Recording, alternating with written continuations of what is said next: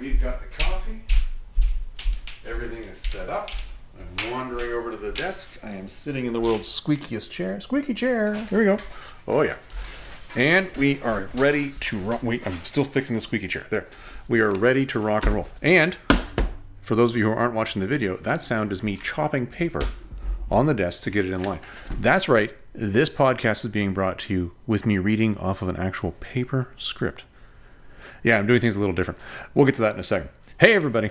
Welcome back to the channel. Welcome to the Tennessee Fats Library podcast, and welcome to my desk.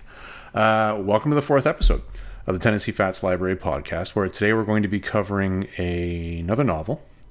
And the novel that we're covering today is actually made up of two separate serialized pieces that are then brought together. And for those of you who've seen the thumbnail or looked at the title, today we are covering Edgar Rice Burroughs' The Cave Girl. Now, this is one that I specifically wanted to do for a while. And the reason why is because it's actually been sitting in the library, waiting for me to read it for quite some time. And it's Edgar Rice Burroughs.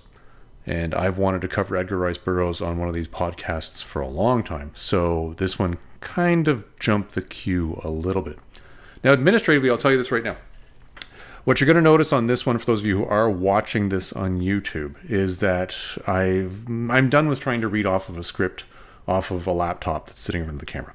I think that's a futile exercise. I was mulling about this the other day because the last one of these that I recorded, I had to do in several small vignettes because I kept trying to make sure I was maintaining eye contact with the camera, which is something you normally do a lot for a YouTube video.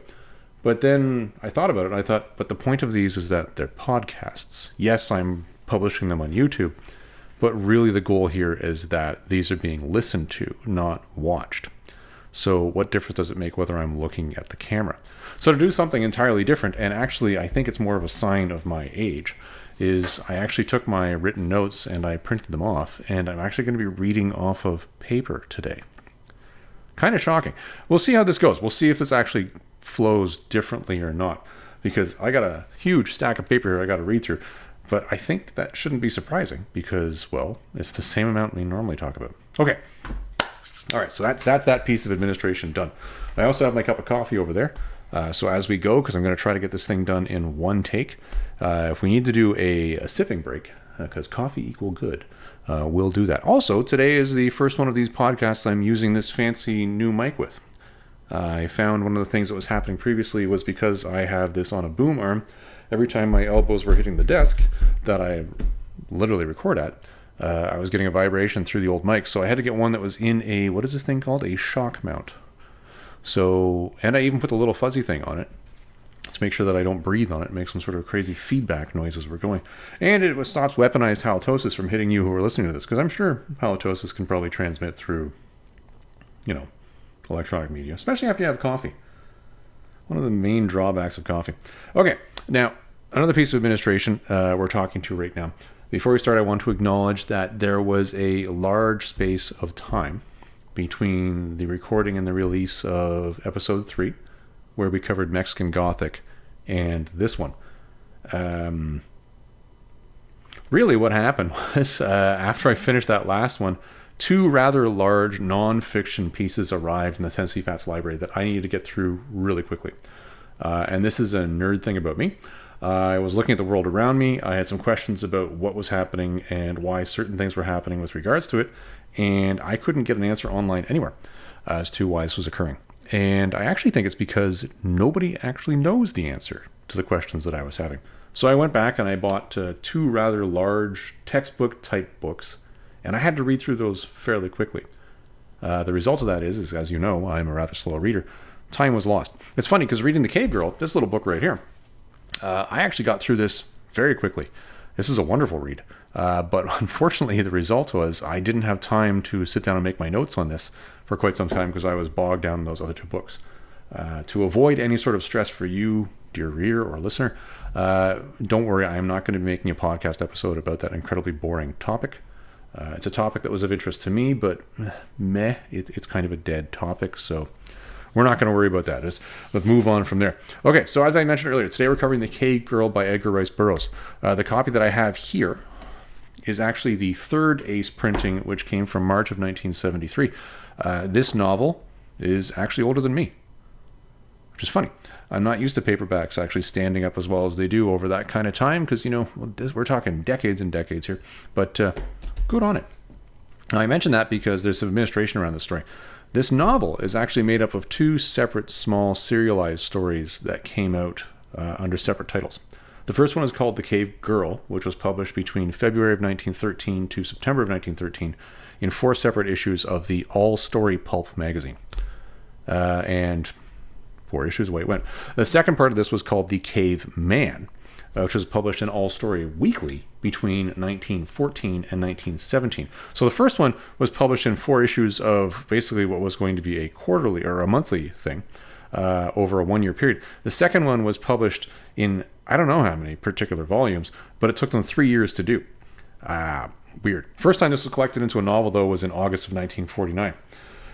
So, because, well, I'm a little OCD about things, and when I was looking into this, I didn't recognize All Story, and I also didn't recognize why it would go from being All Story to All Story Weekly. I did a little bit of digging, so for those of you who do want to know, here's what happened there. All Story was originally a monthly magazine, and in March of 1914, it switched over to being weekly, hence the reason why they stuck weekly in the title. All Story was still a title that I didn't really recognize, though, so I dug a little deeper into this magazine trying to figure out what it was. And I found out that it merged twice in its lifetime. The first was with a magazine that was called The Cavalier, and the second one was with a merger with Argosy. Now, it's interesting that Argosy comes up in the library over here. I actually have an Argosy hardcover book, because I think this was originally I guess some sort of serialized or several times a year thing. The copy I have is from like the 1870s, though, but I picked that up overseas. So maybe that's a European thing. I don't know. Anyways, when it merged with the Argosy, it then became the Argosy All Story Weekly. And that ran until it ended in 1929. Still, for some reason, Argosy doesn't ring a bell for me. Maybe I just don't know enough about pulp magazines. So yeah, weird. Oh well. Again, point of administration, another one I'm going to hit right here before we get into the agenda for today. We've now published several of these podcasts in this manner, where I'm first releasing them on, well, not first, but simultaneously releasing them on YouTube as a video for those who do want to watch it. I don't know why it would, but feel free. And also, it's pushing from there into Spotify, Apple Podcasts, iHeartRadio, and Amazon Music. I've checked through prior recordings that are published, the audio ones, and people are listening to them. It's quite interesting to see the little line chart going along and seeing dots showing listens. So for those of you who are listening, thank you. And again, I apologize for the gap between the last one and this one. As I mentioned, I was looking into something else. Context-wise, here's what we're going to walk through today. Here's our agenda for today. First, we'll start with what the story is, who the characters are, and what happens. This is a long, rambling, serialized type story. And I'm going to say that right now. For any of you who have read a long, serialized type story, you know that invariably what happens is the tone of the story goes from challenge to challenge to challenge to challenge to challenge. It's designed that way to keep you involved and keep you dedicated to the story and keep you coming back. It makes you want to pick up the next issue of whatever pulp magazine that's coming out. And it leads to a rather fast-paced story with a lot of moving parts. What we'll do in this is we'll dive into some of the more detailed stuff, but whenever we have a chance where we can skip a substantial amount of noise, we'll do so. Otherwise, this is going to go for a really long time. Then we'll come back after we walk through the entire story and talk about the themes that came out of the story, what themes really jumped out at me. We'll do a piece where we talk through archaic language, because in every one of these older stories, there's always some piece of archaic language. In Mexican Gothic, we found that a lot of the archaic language in that was particularly with regards to the culture that was being written to, and I, as a reader, not knowing enough of the terms that are associated with the environment that the story took place in. In this one, there was very little that was actually lost. But there were 2 terms, I'll tell you this, that did catch me and make me go, what the heck is... And we'll talk through those 2, but those are the only 2 that came up. And again, they were specific to geographically where the story took place at that point in time. Finally, we'll come up and talk about my thoughts on this one, and as well as any further reading suggestions we might have. And that's our agenda for today. Now, before I get into part 1, I'm already running out of steam here, so coffee sip. Oh, Coffee equal good. Okay. As I mentioned previously, let's talk about the story now. What happened in this one? So this is effectively chapter 1 of our podcast. This is a long rambling story. This is a long rambling serialized story. If I'm to sum it up in a couple sentences, though, just to give you guys a sense of what this is. Effectively, you have an upper-class twit getting washed overboard while he's sailing in the South Pacific, and he ends up living on an island full of cave dwellers. And I don't mean cave dwellers as in this is some sort of derogatory term that ERB was using, and ERB being Edgar Rice Burroughs. I'm just doing that for short form. I'm not saying that. I'm saying these people literally lived in caves. That's what the story was. If I was to guess, I would say that this is Edgar Rice Burroughs' approximation of what he thought a Paleolithic culture would behave like. And we'll talk about why that is later. So, as our upper class twit is here, what he discovers is he actually knows absolutely nothing useful in survival. Nothing. He falls in love with a local woman. He learns to live like the locals. And he ends up rescuing her from a couple challenges. And at the end of the day, they end up heading back to civilization. Really what you're looking at here is a reverse Tarzan story. And you also have a layer on top of that, an actual Tarzan story, but with a gender role flipped. And you'll see where we're going to this when we get to our summary stuff at the end. All right, let's start walking through the story. And this is the part where I'm going to be looking down at the notes and chop, look in the paper a fair amount because we got a lot to get through here. Okay, so the main character's name is Waldo Emerson Smith Jones, which is a really long name. And I think, once again, this is Edgar Rice Burroughs trying to really push the sense of, here's the sense of lineage that comes with this upper-class twit. The story starts with him already on an island shore, and he's been there for several weeks. And the narration really starts with Waldo into action. And I'm always going to refer to Waldo as Waldo in here, because that's just the easiest way, because there's a name flip in the middle, and let's not create confusion. Waldo has been here for a couple weeks. He's living on the beach, and there's a forest nearby. He knows he's on an island. He's looking out off at the waves every single day, but he's too terrified to go into the forest and actually explore. And the reason for this is because Edgar Rice Burroughs is really drawing into and leaning into this idea that Waldo is an upper-class twit. And I mean that in the probably harshest possible sense. He has zero survival skills whatsoever. And he realizes this as time goes on. But he's also a complete coward. He is terrified of everything. And he actually suffers from an endemic cough. So there's an allusion here to him being somewhat sickly as well. But we'll get to more of that in a couple seconds. So Waldo is on the beach, and we jump right into action here. It is nighttime. Waldo is looking into the forest, and he sees the shadow of what he assumes is a man that has crept to the edge of the forest and is looking at him.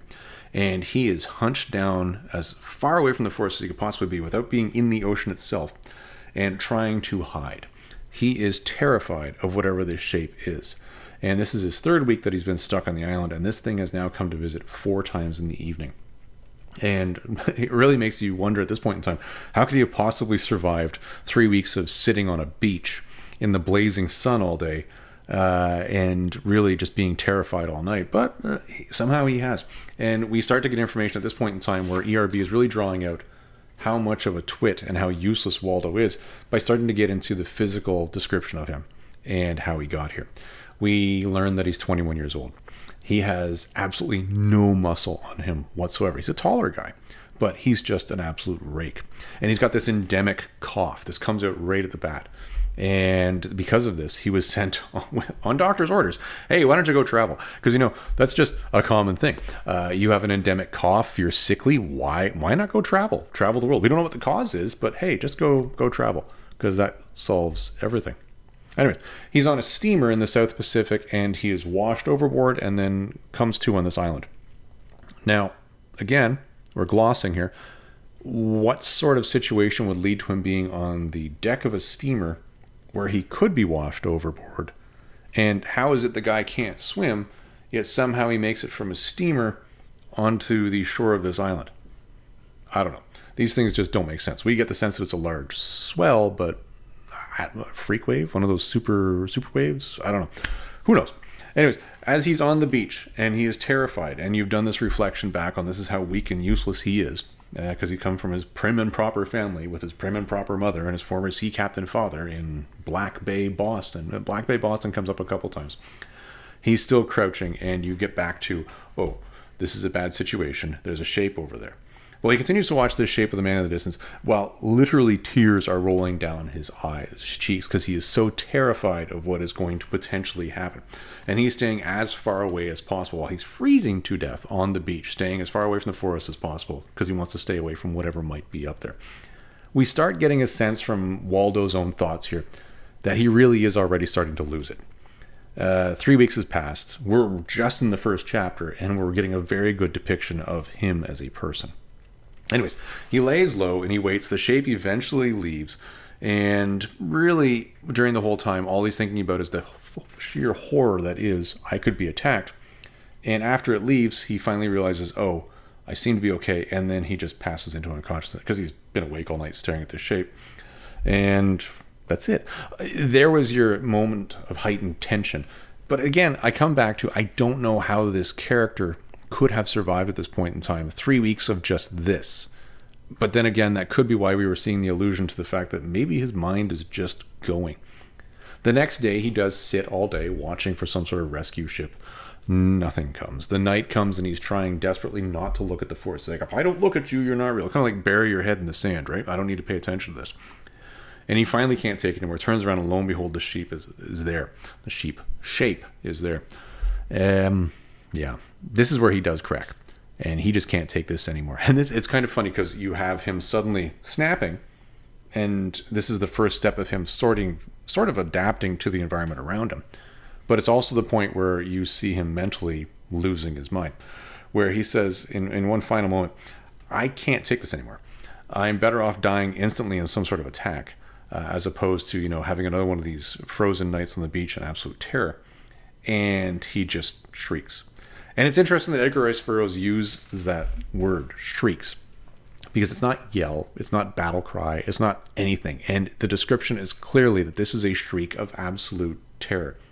And it's funny because he doesn't stop. He jumps up while he's shrieking. And really you're getting into Edgar Rice Burroughs leaning into this point that this is clearly a psychotic break, because he says, no, I'm not dealing with this anymore after 3 weeks of being here on the beach. And he charges full speed while he's shrieking at that very shape, because he's convinced I'm better off dying instantly in some sort of confrontation than another day on this stupid beach. And he tears off, runs after this thing. Now, the shape that has been looking at him tears off away from him because, something shrieking and tearing at you in the darkness is probably a bad thing. So it runs off, and Waldo continues to run after it. Waldo breaks through what we're going to call the initial barrier of fear of entering that forest, and tears into the forest, where he's running full speed, shrieking like a maniac after this shape, while the shape is literally pulling away from him because it's running faster than him. He does stop shrieking at a certain point in time to run faster because he's recognizing he's running out of breath because he's shrieking while he's trying to run top speed. He's getting ripped apart by bushes and branches that he's running through, and he sees the shape approach a cliff face and then disappear. And then he suddenly recognizes when he reaches the cliff face that he's in front of a cliff, number one, but he has no idea how to get up it. And suddenly some semblance of reasoning comes back to him, and we get back to Waldo's normal behavior where, oh no, I don't know where I am. I don't know what's surrounding me here. What do I do? And after a little bit more terror and fear of being in this strange place, he then passes into unconsciousness and sleeps through the night. When he wakes up in the morning, he wakes up with fruit. Yeah, he's surrounded by fruit. And it's interesting because he had been picking up fruit along the forest's edge while he was on the beach, and we have this explanation going backwards. But now he has the ability to get more of it. So he's engorging himself on the fruit, but he recognizes that the good stuff is in places he can't reach. And Edgar Rice Burroughs makes this really weird point here. And he leans into this. Is like, well, because of Waldo's superior knowledge and superior training, it occurred to him that he could use a stick to whack down the fruit, which is something that, is a major leap for him. I don't know.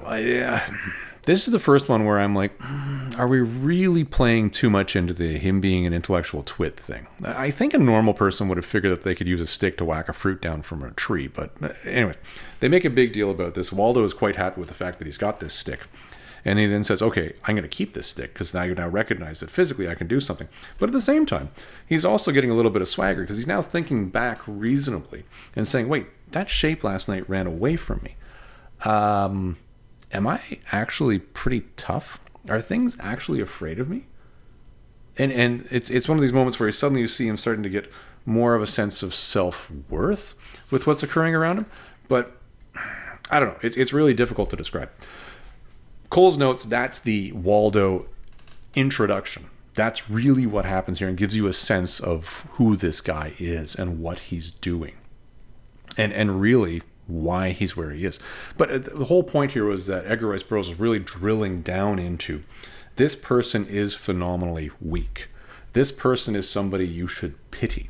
They are not a worthwhile individual because of these because of the judgmental language that Edgar Rice Burroughs is using in the description of the person to begin with.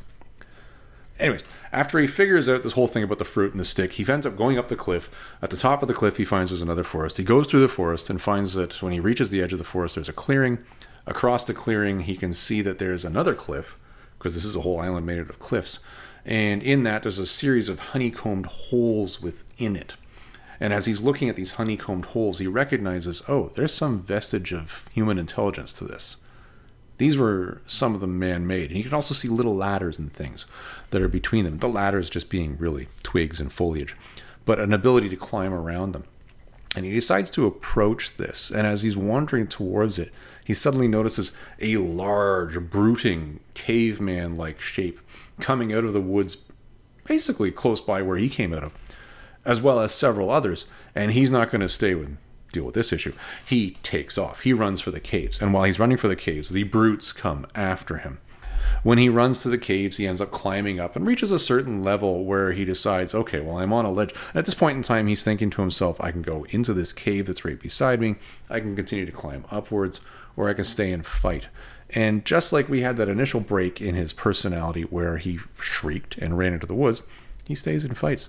And as he's there, he starts beating and smiting these cavemen as they're coming up this cliff face, down. One of them he smashes in the face. Another one I think he actually does break their arm, if I remember the description correctly. And there's an epic battle where the cavemen then decide to draw back and sort of regroup at the base of the cliff of, well, how are we going to deal with this? And there's this lull where suddenly Waldo recognizes the cave that's right beside him. There's motion coming out of it. And he turns with his cudgel, as they call it, and he's to swing, and he misses whoever comes out of this cave by less than an inch. And suddenly realizes that it is an individual, it's female. And, oh, okay, there's a cave woman here. And there's a little bit of conversation back and forth where he's trying to communicate with her in English. Obviously, she doesn't speak a word of English. Why would she? She's somewhat confused by him, but he's smiling. And she recognizes, okay, this is an individual that's not attacking me. And this individual has been fighting off these cave people. I guess this is a good idea. And this is when the cavemen decide to redouble their attack. When they're coming up, however, the cave woman goes into the cave and brings out several large stones, and they start using these as, well, basically missiles to fight off the cave men. And it works. Waldo continued to have a conversation with this cave woman, or cave girl, her attempting to communicate with him basically through sign language that they need to stay put and just wait out these bad cave men. And there's almost like a sense of we're going to work together here. The cave woman does communicate adequately that what they should probably do is wait until dark, and they will then leave once the cavemen retreat a bit, and then they'll have the ability to get out of there, because they're kind of stuck on this cliff face, unless they go all the way up to the top, I guess. And they do that. Night comes, they climb down. As they're climbing down, Waldo does climb past one particular cave where a caveman has been laying in wait. And when Waldo suddenly recognizes that caveman is there, he goes through one of those fight or flight response sort of decisions. And he's thinking his way through it when he sees that the cave person turns and then puts their attention onto the female, the very woman that was up with him at the top of the cave that was working with him. And when he takes this cave person then takes this particular attack towards the one, Waldo is like, no, this isn't happening. I am going to fight you off. Defends her, whacks the cave person with a stick, and then they take off into the bush and find their way, after being pursued for a little while, to a safe place by a river where they think they're going to be okay. At this point in time, Waldo is, well, first he almost drowns in the river. And the cave woman is kind of wondering, how are you possibly alive if you can't swim? Where they get to a safe space where she then strips naked and goes for a swim. He's mortified because he's this upper-class twit. And he's all prim and proper. There's a lot of dialogue about that. She catches some fish. She starts eating it while it's raw. He's sort of disgusted by this. Basically, the whole dichotomy of I'm a civilized upper-class twit versus I am this Paleolithic cave woman surviving. All of the intellectualism that would go with this is there. They stay at this particular spot, though, for 10 days. And this is where we get our first passage of time. And we're going to jump here. What happens is, during this passage of time, she somehow learns to communicate with him and teach him her language. She explains that she was being chased by the bad men, that she was the one that came down to the ocean to see him in the darkness, not a man, and that she thought that he must be very brave because he's staying out there all by himself. And how could he possibly stay by himself on an island that's filled with Nagula? Now, Nagula becomes a very important term because as they're discussing this, and Waldo's saying, what the heck is a Nagula? She says, oh, one of those. And just on the other side of the river, a panther appears. And he's like, oh, yeah, panthers. Yeah, that's bad. Huh. Uh-huh. And then instead of saying, oh, I didn't know these were here, bear in mind, he can apparently communicate with her well enough now. He explains that, oh, yeah, I kill those things all the time. No, I'm not afraid of those. Everything's fine. And he sort of pumps up his own sense of ego. And this is something that's going to come back and bite him in the patukas. Because it turns out that, what is this young lady's name again? Nadara, I think is her name. Nadara, that's it. Nadara now says, well, hold on. If you're this brave and you're this great, I'm actually here because I ran away from my tribe because we have this horrible guy named Flatfoot, and this other guy named Korgoth or Korth or whatever his name is. And they're terrible people, and they murder children, and they make us all work. And they are basically tyrants of our tribe. And I ran away from there when I got stuck because I was being chased by those cave guys over there that we fought that were called the Bad Men. But now that you're here and you're so brave, we can go back to my village, and they'll accept you, and I know we'll be safe. And Waldo's like, yeah, that's a great idea. Let's go back over there. And after the 10th day, they decide, let's wander back. And it's while they're wandering back that a bunch of things sort of come to fruition. One, we find out that her name is Nadara. Somehow this just slips into the text of the body of work, and we never have a sense of how they actually introduce themselves to one another. So that never happens. Somehow during this whole discussion, she has actually renamed him Thandar, which in her culture's language means the brave one. And has also explained, oh, for you to be accepted by my people, they're going to attack you. So you're probably going to have to kill at least one of them. But it'll be fine. It'd be really great if you could kill, Korth or Flatfoot, because, that would just be fantastic because they're terrible people. In fact, they're probably going to attack you. And while she's explaining this to Waldo, you got to bear in mind, upper class twit of the year is thinking to himself, I have a stick, but I'm not that good. This could be really, really bad. And after several days of heading along the way and getting there, a couple things happen to their dynamic. First of all, he's ridiculously chivalrous and very nice to her, which she is responsive to. And she becomes rather fond of him. He actually recognizes that he's rather fond of her as well, because she's teaching him everything that she knows about wilderness lore. How to survive, what berries to eat, where to sleep, how to avoid Nagula, the panther, as well as a bunch of other things along the way. How to swim, for example. Fairly important skill, I would say. And it does come out to save him a little bit later as well. But all these things are being taught while he's on his way back. But at the same time, he's recognizing, this is terrible. I'm going to die when I go there. What do I do? How do I do this without, letting her down? They reach a point where they are now viewing another valley with cliffs and caves on it where her people live. And she's like, oh, let's go. And he's like, no. You go ahead. And what I'll do is I'll come along afterwards, because if they see us come in together, they might treat you poorly. Whereas if I come in on my own, then it'll just be on me, and that'll be fine. She's like, yeah, solid plan. I like this. I'll go head over there now, and I'll see you in a little bit. And he takes off. And I'm not meaning take off a little bit. He takes off craziness, and he is just gone. Runs off for days. First hits a river, runs up river several days, going up into the mountains while he's going. And while he's going along, he's eating berries, and he's thinking to himself how nice it was that she taught him to survive, but that she'll be fine. He feels bad because he was somewhat of a cad, and he left her behind. Bad and cat. Hey, there you go. I rhymed. But at the same time, he knows that this is probably better because at least he'll survive. And he recognizes that, yeah, that poor girl. And he starts to recognize that he pities her. But then after 2 or 3 days, where the shame is setting in now because of what he did.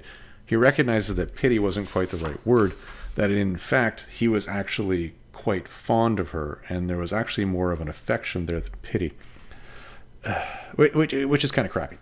And as he's realizing this, he now reaches a cave at which is basically the start of the river up in the mountains, and he recognizes, I could probably just stay here now.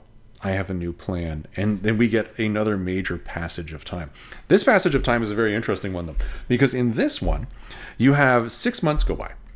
6 months. Now, a lot can happen in 6 months, and what we get for this 6 months is almost like a Rocky-style workout montage from a 1980s movie. I could just picture it because you're the best around playing in the background, or Eye of the Tiger, and suddenly you have Waldo exercising every day, learning how to use a spear, building a bow and arrow, making a wooden sword, running, I guess running would be the right word for it, from his mountaintop cave all the way down to the shore every day and back exercising. Now, he likes this cave for a couple reasons. One is because he's able to see if a ship is coming from way up here, which is great. But on top of that, it's the exercise and the safety that comes with it, because he's actually able to pile up rocks near the door that he can take down or put back, and that creates a level of safety. But during this, what we'll call 1980s workout montage, he now gets all jacked. And now we have a completely different description of Waldo. He is now something that is more mature. He is now something that's more comfortable with the horrors of the wildlife around him, with the nature of the world that he's now in. And you see him, what we're going to call, growing into a role that's closer to almost, let's call, the wild man of Tarzan. Are we seeing some sort of reverse Tarzan type theme here? I know I certainly am. And at the end of this 6 months, he knows what's going to happen is he will then go back and visit Nadara and apologize, first of all, for leaving her like that, but secondly, to make himself more ingratiated to her and possibly have to deal with this Flatfoot and Korth person. Now, that's an interesting point in and of itself. Waldo doesn't seem to have an issue with the fact that he's talking about, in his own mind, murdering two people he doesn't know, for the specific reason that they're bad people. He's never met them. He's got nothing but Nadara's word for this, but he's already considering this, which really talks to, I believe, the change that has occurred in Waldo. He's moved back away from the idea of being, I don't know, some sort of civilized rule of law individual to, I'm just going to deal with whatever I need to do to survive in this world. When he's on his way back out, and he's heading out to what he thinks will be, I'm heading back to society, he runs into the first other human that he's run into on the island, which is an individual named Sag. Sag and Waldo don't get along. In typical caveman format, the greeting is, my name is Sag and I can kill you. And then you have to say something equally tough back, otherwise Sag will kill you. And Sag does attack and impales himself on Waldo's spear, much like a bear falling into a spear for, well, what was that movie I'm thinking of now? I can't remember, it doesn't matter. Anyways, much like that, Sag falls onto it and dies. And now Waldo pushes him off and isn't even disgusted by what he's seen or what he's done. And that's pretty much it. But when he's looking at this, though, we then see Sag's tribe arrive. Now, Sag's tribe, who have been around, suddenly show up and see Sag now dead and Waldo there. And they decide to pursue him. No, Waldo, being very intelligent at this point in time, recognizes me fighting 20 people isn't going to work. And he runs off into the woods towards the ocean. And this is where we have one of those weird serial type flukes occur, because he is attacked by one other individual from the tribe. He ends up killing that individual as well. But he knows that he's still outgunned and outmanned. And as he runs down to the beach, fortuitously there's a ship there, and he runs out towards the sailors who are rowing to the shore and he says, don't shoot, I'm an Englishman.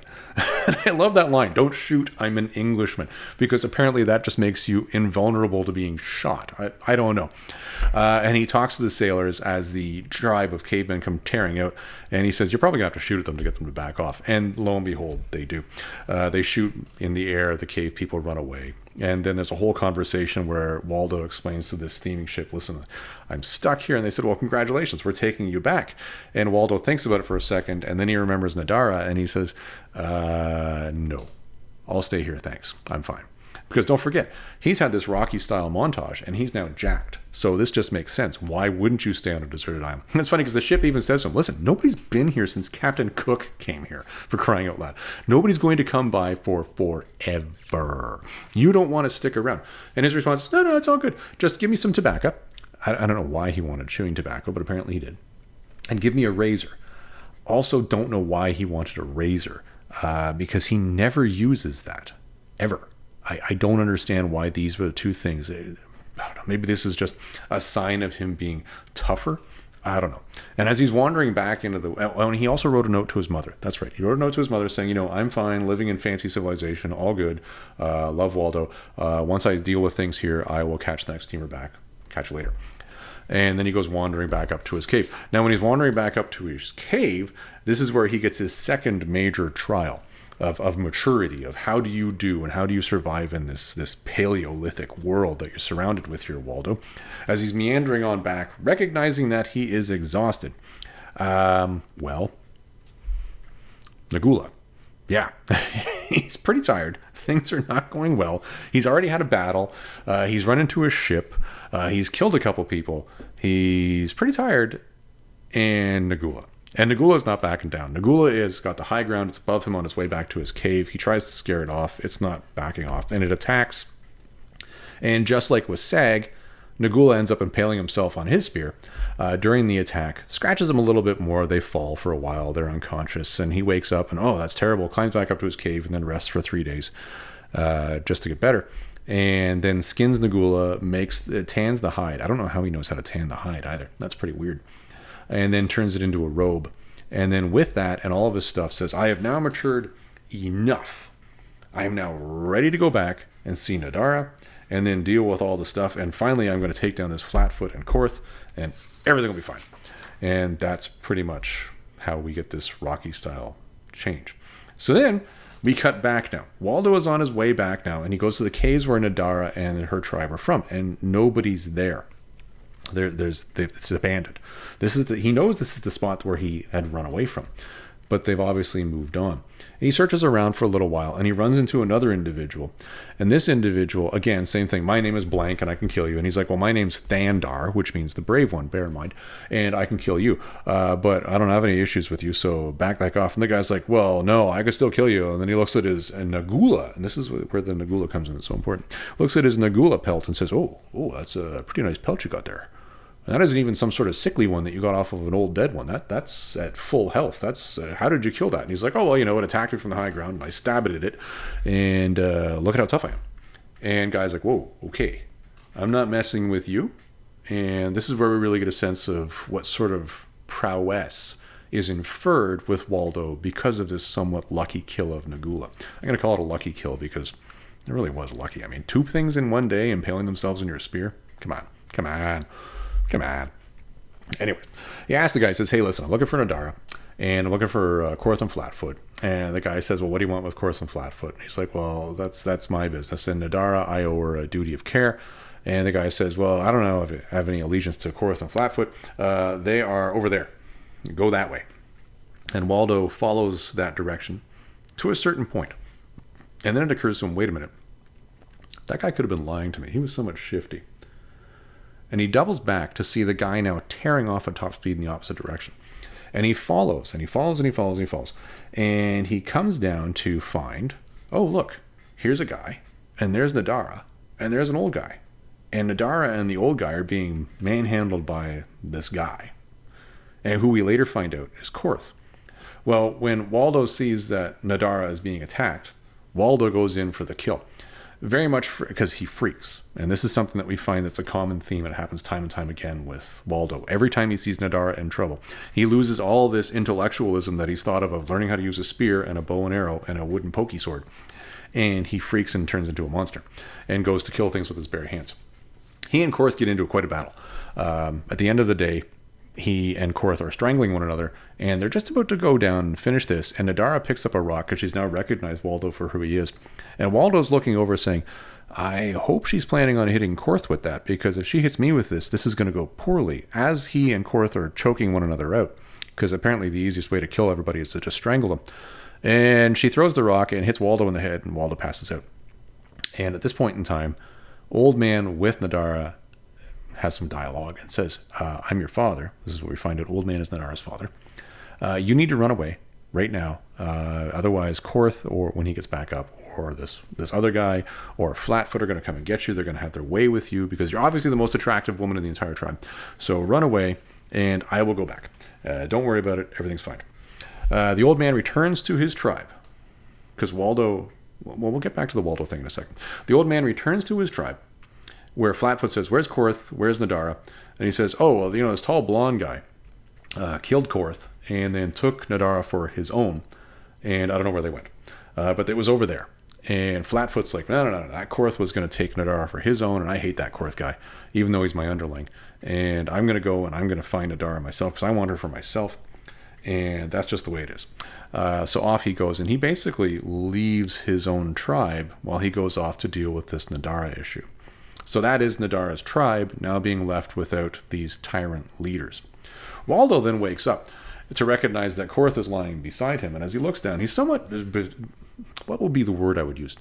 Somewhat put off by the fact that Nadara has whacked him on the head with a stone.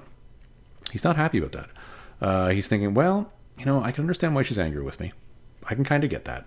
I get it. But I could have died. And as he's thinking all this, Korth, who's lying beside him, suddenly wakes up. And as he's coming to consciousness, Waldo then turns around and decides to strangle him to death. And he dies.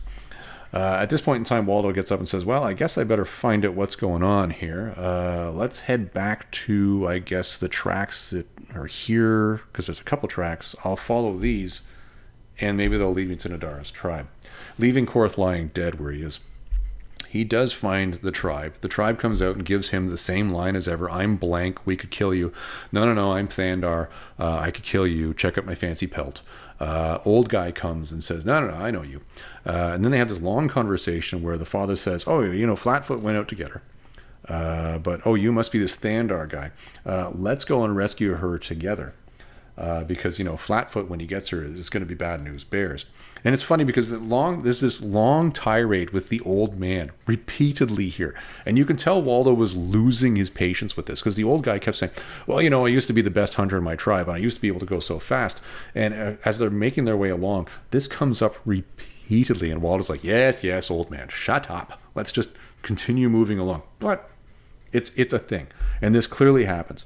Either way, at one point in time, old man recognizes I can't go any further and sends Waldo off on his own. Waldo does go off on his own, and after a long, schlemazeling, tracking monster of a tale, ends up seeing Flatfoot and Nadara off in the distance. Nadara is taking off, Flatfoot is chasing her, and Waldo then approaches, trying to catch up. And he's hopeful that he will get to Nadara before Flatfoot can. Flatfoot has seen Waldo in the distance and is going as quickly as possible.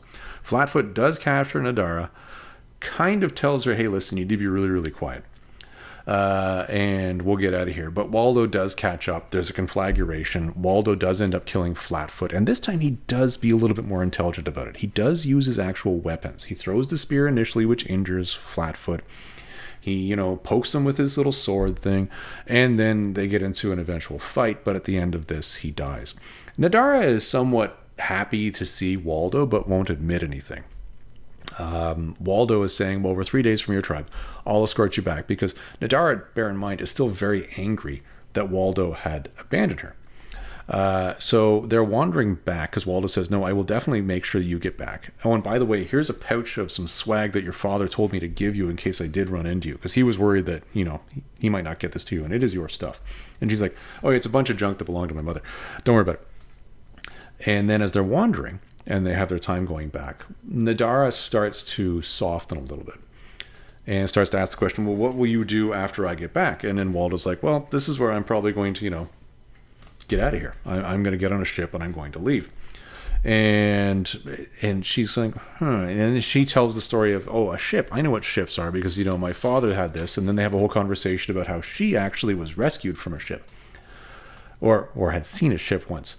Not rescued from a ship. She had seen a ship once with her parents, and what her parents had done is said, they're here to get you, run away, which is an interesting twist. And we start to see these little what we'll call breadcrumbs of a story for the origin of Nadara popping up now. Anyways, There's a little bit of back and forth the conversation, and then they see a yacht down at the coast, and Waldo's like, oh, it's a yacht, fantastic. And he also recognizes that this is his family's, I think this is the point where he recognizes this is his family's yacht.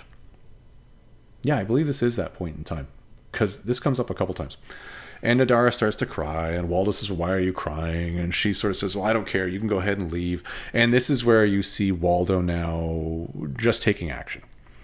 He's now left behind this coughing and wheezing twit completely. He grabs her in his arms and says that he loves her, and she loves him. Well, no, she doesn't say she loves him, because Edgar Rice Burroughs writes in that she didn't need to, because Waldo was so masculine in taking her that and professing his love that there was no need for her to do that, because this is what Edgar Rice Burroughs wrote as part of this transformation of Waldo, where you've seen Waldo basically do the exact opposite of what Tarzan did in Tarzan of the Apes, where Tarzan went all the way up to the point of society where he could profess his love, and then at the 11th hour didn't do it.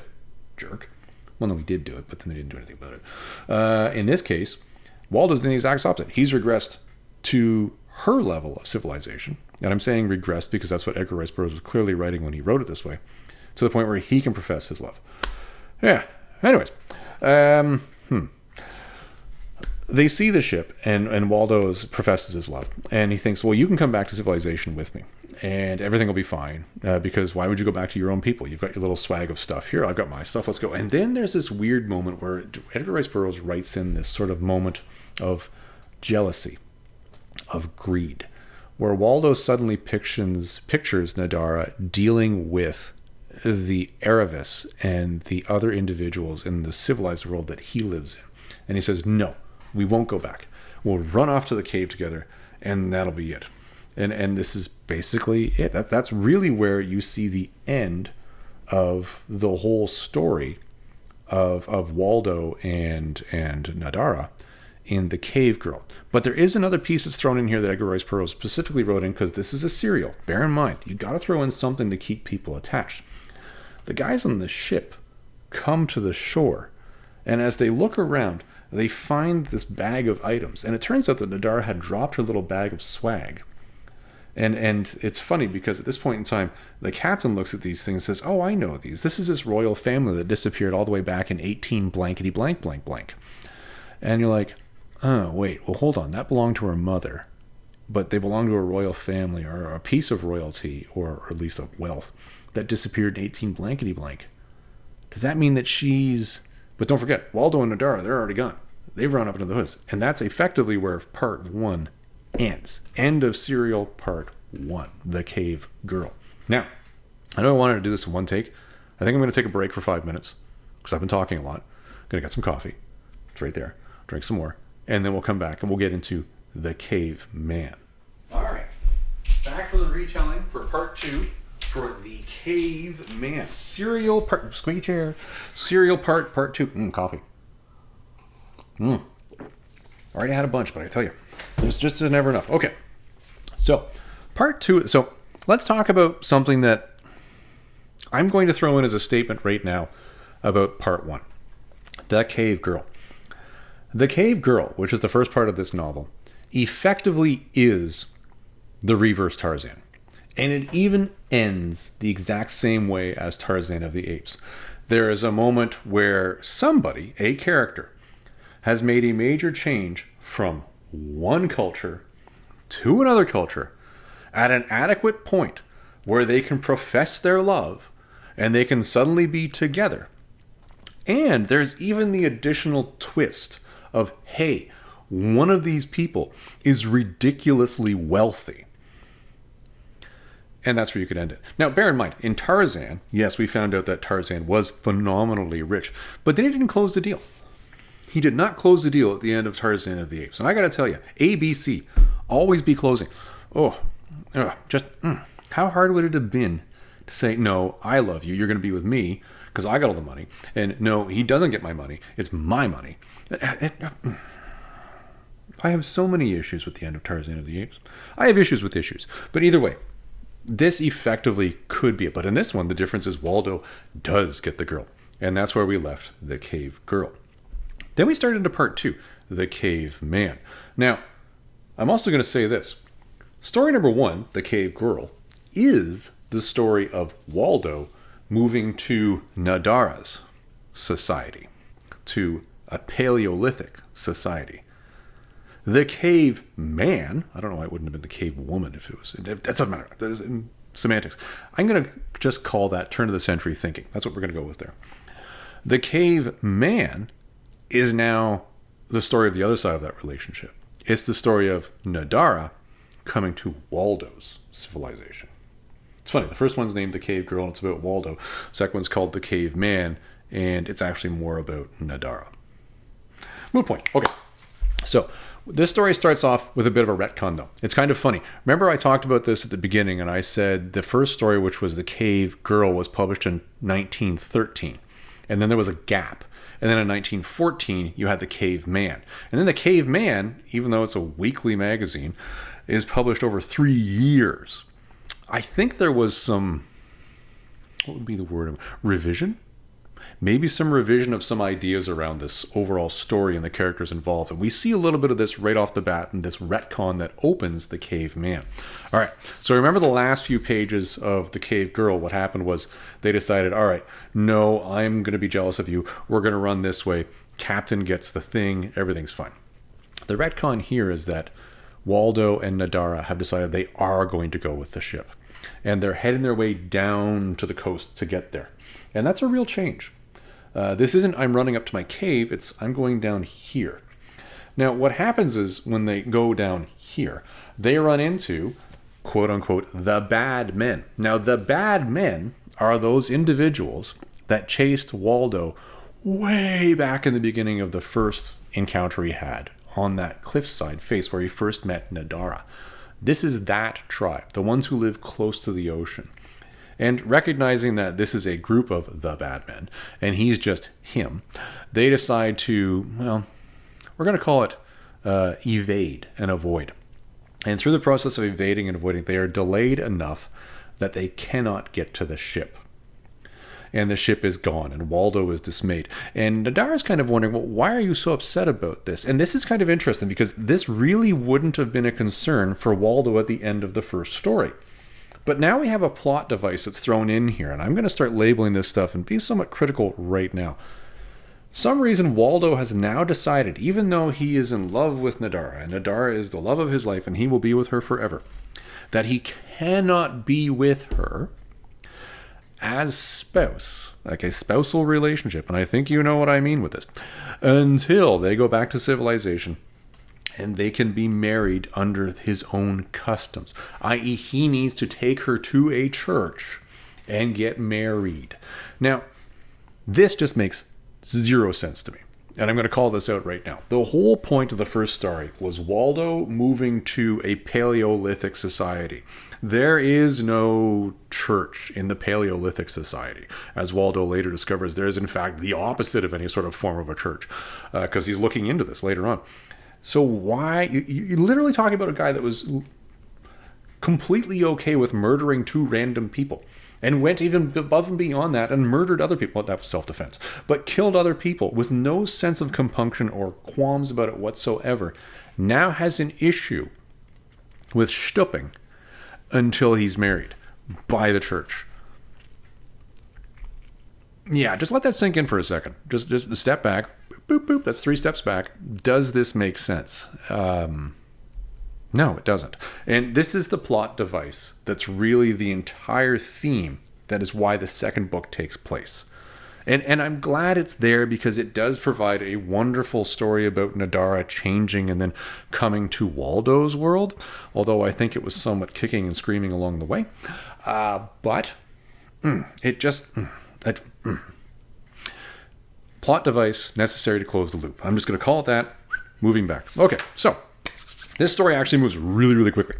Nadara and Waldo, after finding out the ship is gone, the bad men are gone, they head back to Nadara's tribe. And when they get back to Nadara's tribe, they find out that after Flatfoot, not Bigfoot, after Flatfoot left in search of Nadara in the first place, another guy named Big Fist took over the tribe. And this is very much a tribe where might makes right. The strongest and most capable of hurting others gets to dictate what everybody else gets to do. So Big Fist was not as strong as Korth or Flatfoot. So now that they're gone, he's in charge. And he's very clear. He's like, no, I'm in charge until Flatfoot is back. Because, I don't know who you are. My name's Big Fist. I can kill you. Typical caveman greeting. Thandar's response, no, I killed Flatfoot. I killed Korth. I'm Thandar. Waldo. Let's just not fight here. Let's just move on. And Big Fist is like, okay, fine. Just as long as you're not trying to take my de facto kingship, you can come in. And when they get back, they search out for Nadara's father and find Nadara's father living in a sub-quality cave amongst all the other caves. They decide this one's worse. There's a conversation about, well, how do you choose which caves? And the whole conversation devolves to might makes right. And Waldo also finds at this point in time that the old man is actually dying, which is unfortunate. He seemed like a nice enough fellow, especially with all those wonderful stories he told in the first part about how he used to be the best hunter out there and how he was so fantastic. And when in my younger days, I could have done... Yeah, anyways. That guy's dying. But Waldo... Oh, no, more correctly. The father wants to know that Nadara will be taken care of. And Waldo says, well, once we're back with my own people, we're going to be married. And the old man then turns around and tells a little bit of a story because Waldo's there and Nadara's there, and says, well, actually, technically, I'm not your dad. And then he fills in the whole story about how technically Nadara is not really a cave girl of the tribe, that she was adopted because they found her amongst two people that arrived in a small boat. And this now ties into and nicely wraps up that package we saw at the end of story 1 of how that family was this royalty. Oh, she ties in. So now you have the distinct line of connection between royalty or rich family and Nadara. Anyways, Waldo also asks the old man at this point in time, well, how do you people get married here anyways? And the old man's like, well, it's simple. You just grab somebody and then you drag them into a cave and you're married. And Waldo's like, that doesn't sit right with me. Now, this is interesting because you got to bear in mind, Nadara is totally fine with staying with Waldo. There's no dragging involved here, but Waldo still sticks by this, no, when we get back to my people, we will be wed. That apparently was enough for the old man. After he tells his story about Nadara, he passes away. And then we find out about the funeral rites of the tribe, which are they take the body about a mile away and leave it out for the scavengers to consume. And then they come back, and all of the women of the tribe, because it has to be the women, of course, stand around and wail and moan at the loss. While the women are having their ceremony, Big Fist comes back and decides that he's had enough of all this noise and starts attacking the women. Which I guess is commonplace because none of the other men seem to be responding to this whatsoever, and the women just seem to be accepting it as well. It's when he raises a hand to Nadara that we see that theme that I mentioned in the last book pop up again. Waldo takes his brain out of his head, puts it on a shelf, and says, okay, you wait here, and he goes BS crazy and attacks. And he attacks Big Fist, even though he's got all... think about it. You're literally holding a spear, you've got a bow and arrow, you've got a cudgel, you've got a sword, you've got everything you could possibly need. You just drop all that, and you attack with your bare hands. And it's really gross because he actually bites him in the jugular and kills him. And there's blood gushing everywhere. You really are seeing Waldo here living the full Paleolithic lifestyle and even dropping the level of civilization that he has brought to the Paleolithic culture to give him that little technological advantage to survive. Even though he did do that 1980s Rocky sort of you're the best around montage, Karate Kid type thing. Anyways, so that's all done. And he says to the tribe's people, okay, listen, Big Fist is dead. Take him over where that other body is and leave that. And then come back and we'll decide who the new king is going to be and everything will be fine. Everybody comes back at the end of the day and all the men sit around to discuss who's going to be the new king. Because, of course, this is a patriarchal society. I don't know why Edgar Rice Burroughs has decided that any Paleolithic era age people needs to be patriarchal instead of matriarchal. But that's the choice that he made. So we're going to go with it because that's how the story is written. They're sitting around and discussing this, and Waldo's trying to explain to everybody that mitre does not make righter. That no, you need a king that works for you, not the other way around. You need to divide up your labor. You need to organize how you're getting food. This whole scavenging every day just to get by isn't good enough. And the other people listen to him and say, okay, you're smart enough. You should be our leader. And even though there is some dissenting voices amongst the crowd, they still do decide that he should be their leader. And Waldo accepts this begrudgingly, making it very clear to him, okay, listen, I'll be your leader for a time, but you do need to pick a new one because there's going to be a time where I and Nadara are leaving. We're not staying here. And the tribe seems to be okay with that. And then we have time passing where Waldo is living with the people as their king. He's organizing their labor. He has decided to, and scoping around the area, to find a new place to live that has superior soil, because he now has decided that he knows how to farm.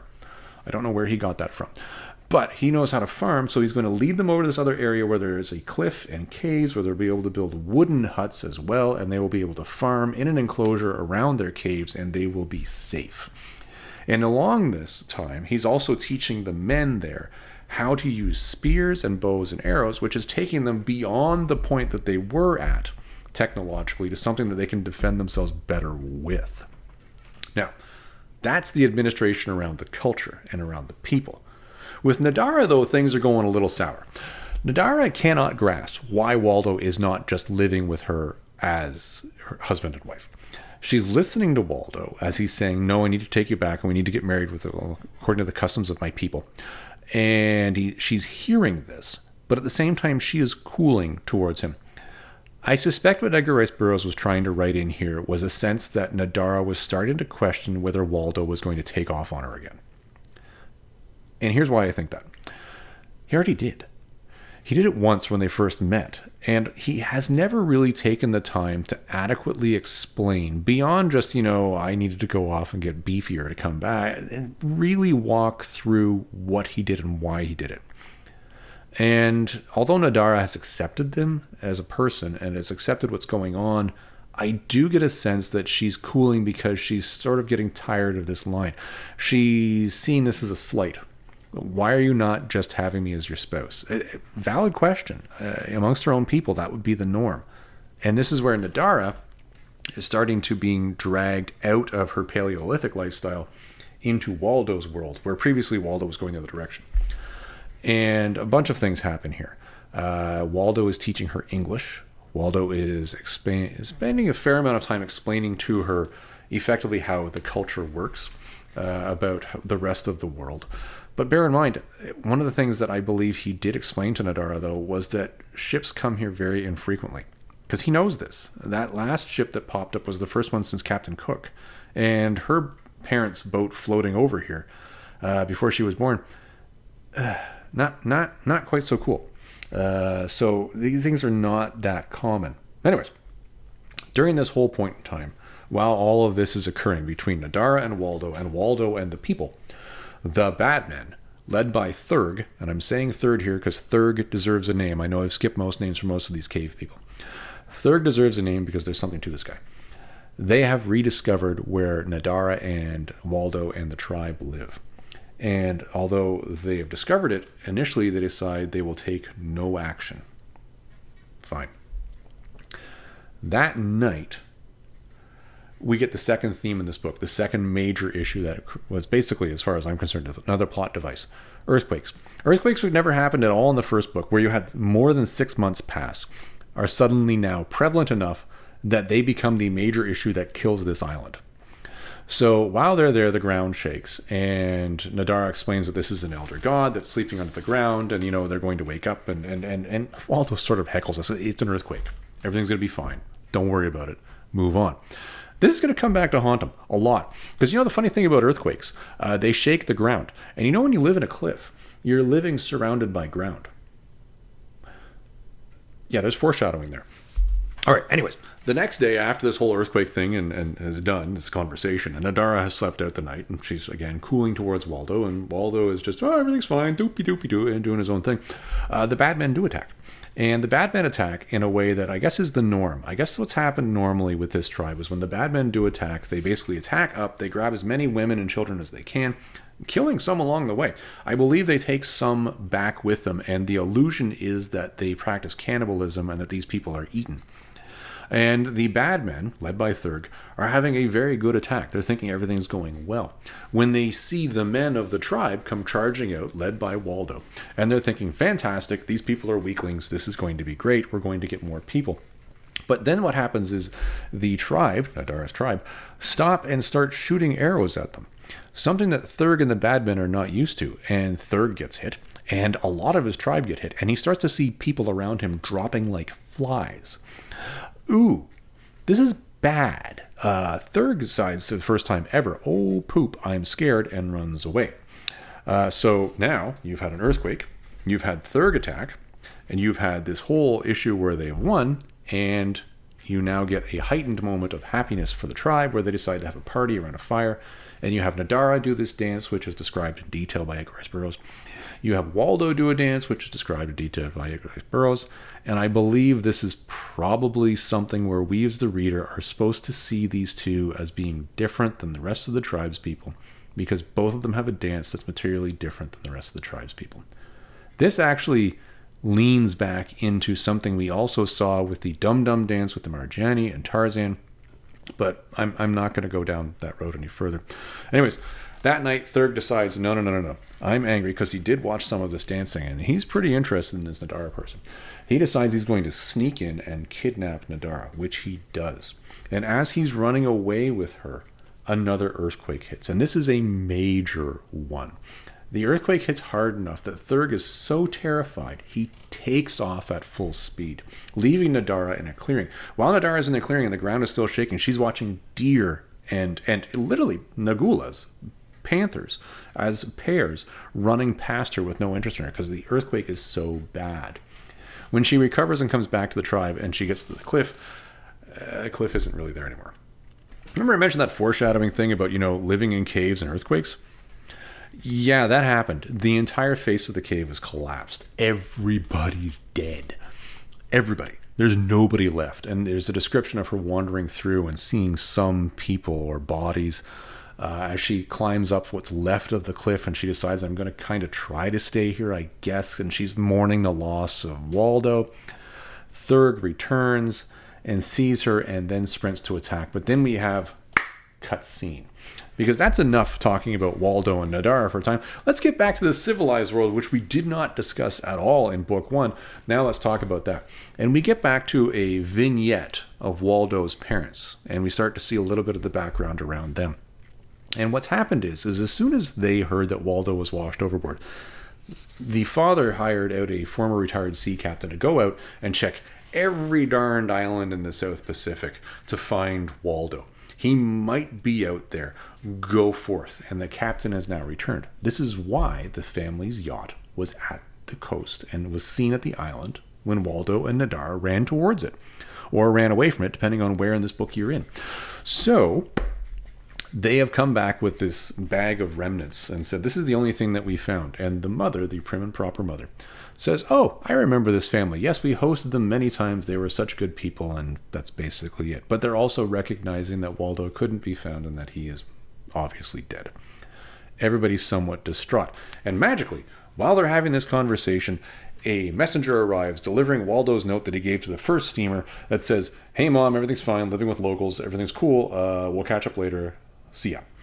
And the parents are like, oh, he is alive. And the captain's like, no, I went to that island. That's where I found this bag. There's nothing else there. There's no other people there. No. Clearly he's there with a civilization, you idiot.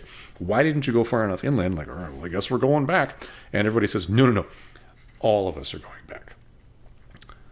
Cutscene back to Nadara. So we now have that small vignette of the world of Black Bay, Boston, and how they're coming to Waldo's world. Or, in this case, Nadara's world. Flashback to Nadara, who's sitting up on the high ground. Thurg is down there, and he comes and approaches. And this is rather interesting. This is why I said Thurg is important, and there's a name to this. Thurg is the bad man, right? He's one of these bad guys where we have an allusion to them practicing cannibalism. He's the guy who attacked Waldo initially, got bonked on the face way back at the very beginning of this whole story in The Cave Girl. He tries to negotiate. He doesn't just run up the thing and grab Nadara and say, okay, this is it. It's like Nadara's own people would do if they decided they wanted to take a mate. No, he's like, listen, we're the only people left. Baby, it's just us. Like, there's nobody left. Come and live with me, and we will live together in happiness. That actually seems very reasonable to me. And it's kind of weird. And it makes you wonder, was this whole portrayal of the bad men wrong the whole time? We don't really know. Anyways, Nadara is not having anything to do with it. She's like, no. You stay down there. I want nothing to do with you. You're a bad man. End of conversation. And he wanders off, but he's keeping an eye on her, and Nadara knows that he's watching. So she decides that she'll wait until he's out hunting or doing something to get food. And then she'll climb down and escape and go to some other place where he'll never find her. Well, she comes down into the clearing just as he's coming back from hunting. He chases her up to the cliff. Once again, what's left of the cliff. She's making her way up, but it's clear that he's going to be close enough to get her this time. And just as she's looking down thinking, what the heck, there's a loud clap of thunder, and Thurg falls off the cliff dead.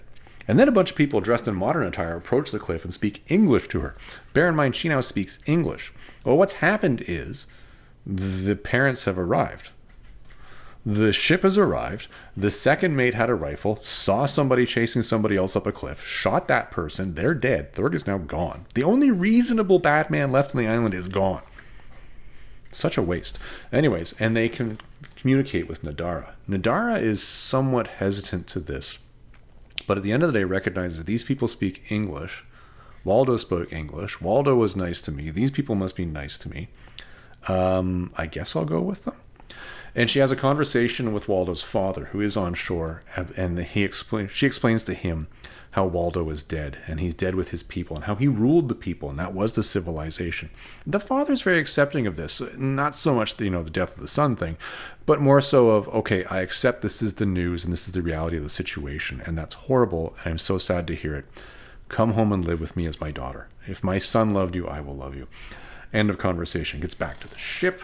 They relay the whole situation to the mother, and then you have a fairly large blow-up occur. And this blow-up occurs over time because Nadara has now gotten on the ship and they're leaving. They're not staying on the island. They're gone. And while they're on the ship, the mother is convinced that Nadara needs to wear modern civilization clothes. The mother is convinced that Nadara is basically just trying to rip them off, and Waldo would never live with these brutes. And when Nadara shows them the diamond ring that she was given by Waldo, which was Waldo's ring, she's convinced that it was stolen. Why would you wear that panther pelt? Effectively, you really get a whole bunch of just noise, back and forth noise between these two. And honestly, they just are too stubborn and can't accept one another. That's effectively what happens. So there's a storm. The storm passes. Again, we're still on the ship, and Nadara is on the what would you call that? The bridge? Not the bridge. She's out on the surface of the ship. What would that be? The bow? The bow. She was actually at the bow of the ship, and the first mate comes and tries to force himself on Nadara. Nadara fights back, and he knocks her out. This part seemed odd to me. Knocks her out, and then recognizes, oh poop, what did I do? Maybe I shouldn't have done this, and decides, because there's an island nearby, the only reasonable thing to do is put a life preserver or one of those ship rings around her. Lower her down into the water. I'll dive over. We'll swim to the island, and this is pretty much the only way I'm getting out of this alive. So let's go with this. So lowers her down into the water, and they swim to the shore. When they get to the shore, Nadara comes to, recognizing that she's on the beach, sees the first mate drying himself off, says, oh, well, I don't like this, and just gets up and wanders off into the woods. Now, this is where you really get a sense of, what would I call this? This is like punching above your own weight class. This first mate guy literally had no idea what the heck he was dealing with. He literally kidnapped someone so much tougher than him, it's ridiculous. He's standing on the shore trying to drive off his prim and proper clothes, and she just gets up and walks off. And it's the funniest thing because she gets off and walks off and just sleeps in the woods comfortably for the night while he's stuck on the beach all night panicking, trying to dry himself off and freezing and not sleeping well. It's funny because he gets up the next day and wanders off into the woods and coincidentally just happens to see her coming down the tree she's sleeping in and chases her off into a clearing, and she climbs up a cliff quite easily. And as she climbs up the cliff quite easily, she looks back and she sees the first mate there, but also a whole group of tribal, what they call wild men, coming out. Now, we find out later these wild men are described clearly as headhunters. Wild men coming out, and they capture the first mate quite easily. And they look at her, and it seems that they're trying to negotiate with her, but they can't communicate in the same language, that she should come down. And she just looks at them and says, no, I'm done with this, and continues climbing up the cliff and leaves. And wanders further into the whatever the inland of this island is. You got to bear in mind, though, she's just one person surrounded by an entire island full of headhunters. This isn't going to go well. They eventually do capture her. And as they're leading her and the first mate back, you really see the difference between the civilized man being the first mate and her. Civilized man simply cannot make it. He is being marched too far, too fast, and he's taken too much of a beating. And when he finally collapses for the last time and can't take it anymore, they just spear him to death, stab him to death, and beat him to death, and leave his bloody body there. While Nadara's just like, well, I would feel sorry for you, but you're a jerk. You shouldn't have kidnapped me. That's a bad thing. And then they just wander off, and that's pretty much it. So that's where we leave Nadara. Again, it's like a serial, right? Because each one of these little threads now is getting drawn apart just to keep you hooked, eventually with the idea that it's going to come back. So now we cut back to Desolate Caves. This is where Waldo and his entire tribe have been wiped out. And Waldo, after 2 days, digs himself out of the rubble. Ooh, I had to cut scene there. I mean, he sneezed. Man, you can tell it's winter when. Anyways, we cut back to where Waldo has now dug his way out after 2 days of being underground. And he sees just the desolation around him. And he's somewhat upset about this. He digs out Nadara's cave and finds there's no body in it. And then he's like, oh, okay, that's not so bad, I guess. Maybe she did make it. And while he's looking around trying to find it, he finds there's yet another survivor on the island. It wasn't just Thurg. Thurg was wrong saying he was the only person left. Maybe that was just good marketing. Maybe he didn't know the other guy was there. Anyways, he runs into a guy named Roof. I actually like this name. Waldo and Roof have a long conversation, and Roof explains, because Waldo's pretty miffed. He thinks Nadara is either dead or gone, number one. And number two, he's trapped on this island. He and Roof live happily for a period of time, hunting the living carp out of the island. And I said carp because I'm editing, because this is going to be put on YouTube. So we're not going to flip in the R and the A, all right? Anyways, they kill everything that's worth killing just for food and have a good time. And it's only when Roof and Waldo have a long conversation about another cliff that Roof saw at sea that Waldo recognizes, oh, you're talking about sails. And then they have a conversation about Nadara. Roof actually saw Nadara leave on the ship. At this point in time, Waldo's like, I'm out of here. So he decides to build a dugout canoe, per se. We'll call it that, with Roof's assistance. But it's a big one. And the idea is that he and Roof are going to then head off to sea and find Nadara. Eventually, the idea here is, I think Waldo thinks she has headed back to civilization and that he has taught her enough. So he'll just catch up with her later back in civilization, wherever she may have gone. The idea being that Roof will go with him. When they actually reach the day they're going to leave, Roof just can't do it. And even though they've got all these provisions for 2 of them, Roof is not dealing well with the idea of going out at sea. He stays behind and Waldo leaves, leaving poor Roof completely alone on the island. Now, bear in mind, this is twice now we've been told I'm the last person on the island, and that was wrong. So maybe there was another, I don't know, maybe Roof will be happy after all, but we're just going to leave him a loose end and go on. Waldo is now out to sea, and he's been out there for a long time. It's only when he's out there for a long time that it suddenly occurs to him, I was really a badass back on the island, but I don't know jack about the ocean. Things aren't going well. He hasn't seen a sail. He hasn't seen a ship. He hasn't seen anything. He's like, am I going to die out here? He's running low on water. He's running low on everything. And it's funny because he runs into a storm. Now, this, anecdotally, is the same storm that happened right before Nadara was clonked on the head and dumped off of a boat and ended up on an island, where he is almost swamped. And when he's almost swamped, he does manage to make his way to a shore. And when he gets to that shore, what he finds is what I'm going to call pirate-like individual standing off at a distance looking away, and he sees one of these very same wild men approaching to attack this pirate from behind. Well, Waldo's not having this, and he does attack. And the pirate turns, seeing the actual action, sees what Waldo was doing and how he could have just been killed, and there's a bit of a scuffle that ensues, but Waldo does, in fact, save this pirate. The pirate then says to Waldo, because they don't speak the same language, they're kind of pointing and using gesticulations, they eventually learn to communicate a little bit, and he explains that they had been washed here and that their rudder had been hurt and that they were working on fixing it, and they've been harrying off these battling groups of these wild men for days. And Waldo says, well, I'll help you guys, on the understanding that, when this is all done, you'll take me back to civilization, because anything that'll get him back to civilization faster is better, because he's still trying to find Nadara. So he works with the pirates, and everybody has a good time, and this particular pirate is very happy with him because he saved his life. And as they're working on this for a couple days, on the last day, one of the pirate crew comes meandering out of the bush, completely bloodied and looking like just gone through pure hell. And this is somebody who was taken earlier on by the wild men who has escaped. And he explains, well, way inland over here, Yeah, I escaped. For some reason, they were killing us, and they were putting us in front of this giant white goddess who had black hair, who wore a panther pelt, and she had this giant diamond ring on her finger. And Waldo loses his poop. He's like, oh my god, that is totally dark. He's like, where is it? Where is it? Where is it?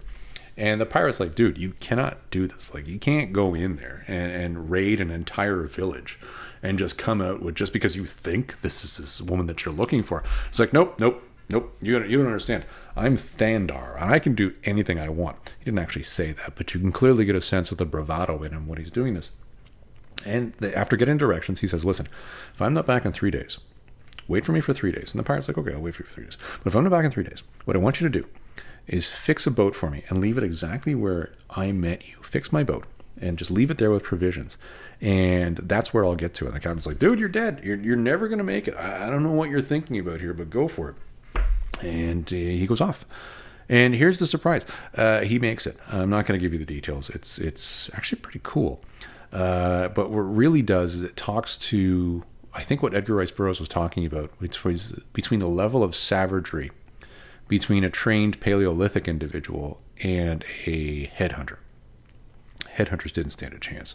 Waldo heads in there, and although he is outnumbered, he does manage to escape with Nadara. They have a conversation. Nadara's happy that he's alive. He's happy that she's alive.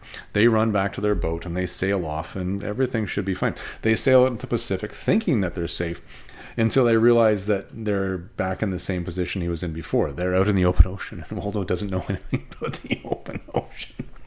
So anyways, they're going along and they see another island. They think, well, maybe we'll go here, but the tide's going a little wonky and they're having a hard time approaching the shore because their canoe isn't really that steerable.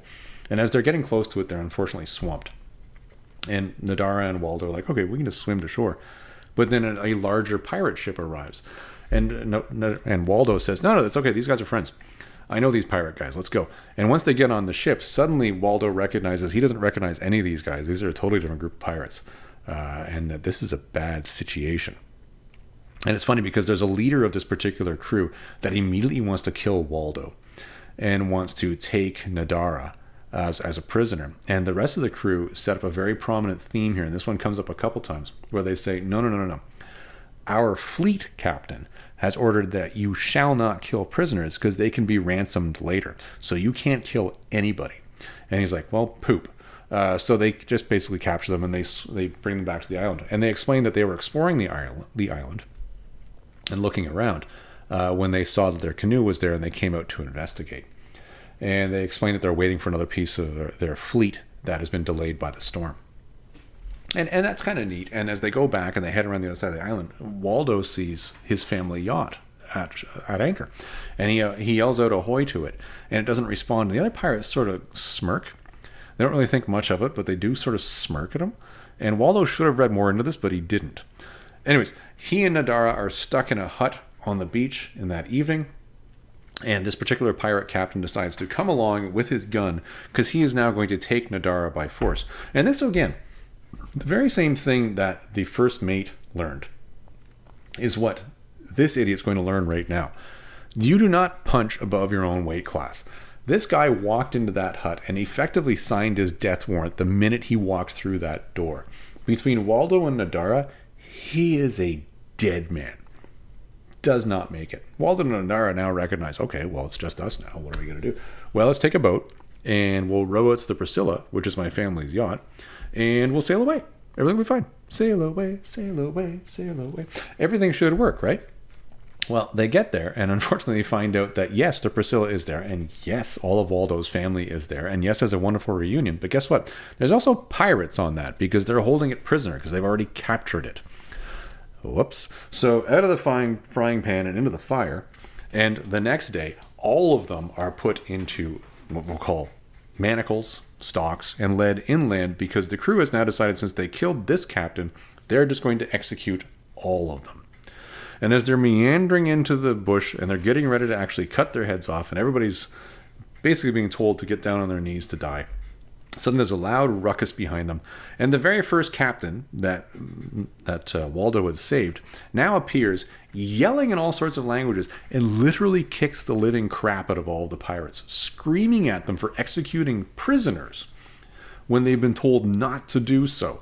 And then he also screams when he says, and you would kill Thandar, the man who saved my life. And this is where you suddenly recognize, oh, that's the guy. Sweet. Yeah. And he picks up Waldo, and everybody has a good laugh. I don't think they actually laugh, but I imagine them laughing in my own mind. And he says, listen, I'll give you back your ship, and I'll give you back all your wealth. And in fact, I'll give you more. And Waldo's like, no, don't give me more. It's your job to be a pirate. Just give us back our stuff, and we'll be on our way. And they head off, and they sail into Honolulu, where Waldo and Nadara are immediately married, as Waldo is not wasting any more time with this. So ABC, always be closing, he closed it. And boom, there's some rather colorful language now about where we get the reinforcement of Nadara being connected to that family. Now, what I'm going to do here is I'm going to read you the last paragraph of this book, because this is kind of funny, because at the end of this, I'll read you how they got to the name here. It's quite funny. All right, here we go. And so when the clergyman had performed the marriage ceremony, he entered upon the certificate on the space provided there for the name of the woman, Nadara de la Valois. Valois. Yeah, that's how I'm pronouncing that one. And they are living in Boston now in a wonderful home that if you ever had been in Boston and had driven around in one of those great sightseeing motor buses, for the place is pointed out to all the visitors because of the beauty of its architecture and the fame of the arches and the historic and aristocratic name of its owner, which, as it happens, is not Smith Jones at all. So what it means is they've now gone back and they're living in Nadara's family estate outside of Boston, which is even richer than the Smith Jones. And that's basically where we come to an end on this one. Whew. This was a long, rambling serial adventure, as I mentioned, and I have cut through a lot of material, which is amazing it fits into such a small little book. I mean, how many pages are in this darn thing? 224 pages. That is a heck of a lot. But again, there's this material difference between what you read in part 1 and part 2. Part 1 being Waldo's transformation, and part 2 really sealing the deal with Nadara's transformation. Yeah, there you go. All right. Let's take a break, get some coffee. I've been talking for a while. And what we'll do is we'll come back and wrap up with the themes, the language that was a little bit off, or at least it caught me by surprise, as well as my thoughts. And we'll also talk about further readings. All right, let's wrap this bad boy up with the fancy literary stuff that we talk about in all these videos now. I tell you, I've had to get up now repeatedly after that sneezing fit to have more sneezing. Clearly, I'm coming down with something. This is what happens when you take too long between podcasts. Things physically change. You age, and as you age, you weaken. Mood point. Okay, what are some of the themes that came out of this story? Well, there were a lot of themes that came out of this story. Edgar Rice Burroughs, I think, is a master of taking a whole bunch of themes and mixing them. But one thing that I'm going to, and I'll wrap into this later, there are certain plot devices that I think are somewhat specific to him. Yeah, we'll go with that. Okay. The first thing we've got here is man versus man, where you've got Waldo fighting not only the cavemen around him, and again, I'm using that term cavemen because that's what Edgar Rice Burroughs described them as, but also he spends time fighting himself. And what I mean in this is you got to bear in mind who Waldo was initially. Waldo was this cowardly, we'll call him the cowardly lion. That's a great analogy. He's this individual that is terrified of everything. Yeah, he's really tall.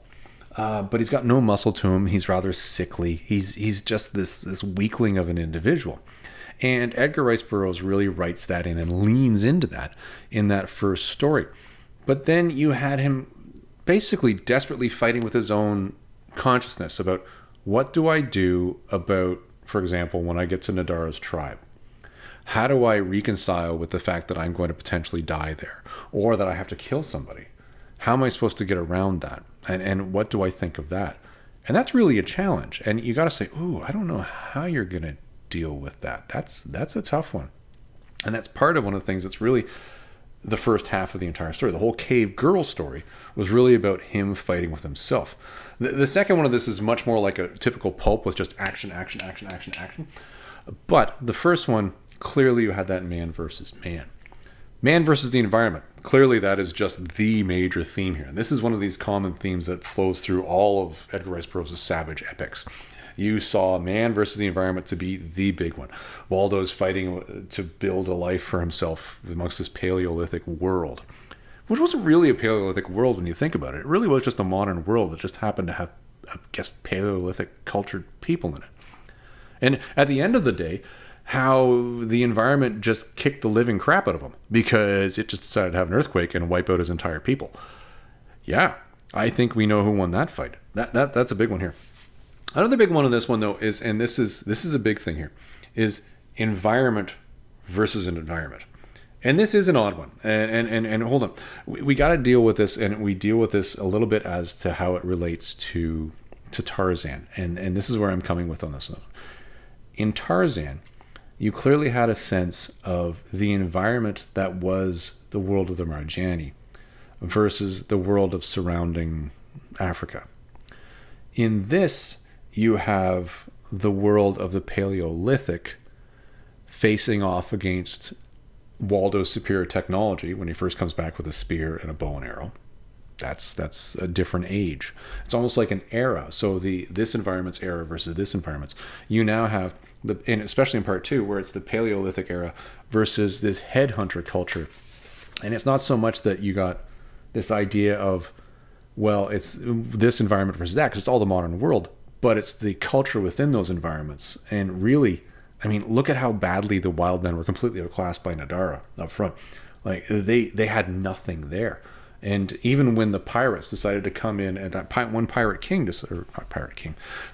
leader decided to come in and try to take Nadara by force, he was dead the minute he walked through the door. There just wasn't anything there. And really, I think a larger piece that's within this, which is not so much a theme of this versus that, it's more so of a discussion of, well, what is civilization?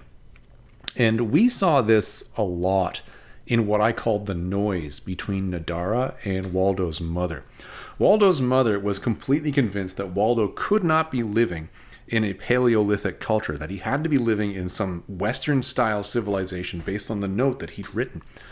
And when she finally ended up having to realize that no, her baby boy, her son, was living this wild man lifestyle, it was something she couldn't handle. And at the end of the story, when she finally reconciled to Nadara after everybody was reunited on the Priscilla after they were captured, it really came to her recognizing that perhaps her idea of civilization was a little bit wrong and rude, and maybe she should just accept the fact that her son seems to love this person and this person seems to love her son.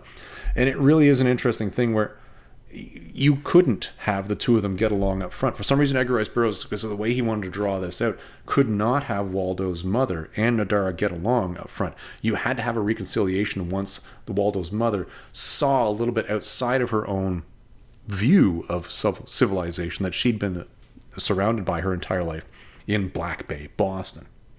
Yeah, that's a big one. The last major theme I think that jumps into this thing is gender roles.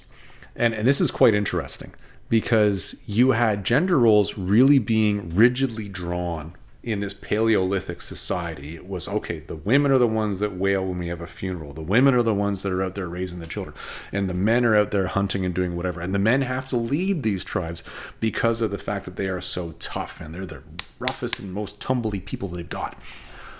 But at the end of the day, when you took that one individual, Nadara, and you drew her out, and then you stuck Waldo in that world, you saw that she ended up being the most masculine, air quote the word masculine here, individual within the relationship between her and Waldo up front, because she had all these life skills and he had none. He was completely reliant upon her to survive. And it was after he went off for 6 months and trained and suddenly came back that suddenly there's this idea that some sort of gender balance between these two, in the traditional sense of what Edgar Rice Burroughs was looking for, suddenly was back in line. And that's why now this would work. Which was interesting, because that really was Waldo pushing his idea of what that gender role had to be, how he had to be the tougher of the two in order for that to work. And it's funny, because this is something that we see time and time again in other Edgar Rice Burroughs works. So, for example, in the Savage Epics, what was the one? At the Earth's Core. Great example, where you had this more civilized individual that came to the Earth's Core, falls in love with somebody that's a more primitive, air quotes, female, And there's this weird gender inequality that needs to be fixed, where suddenly the civilized guy needs to toughen up a whole bunch and go and murder a bunch of things to prove that he is now this tougher individual.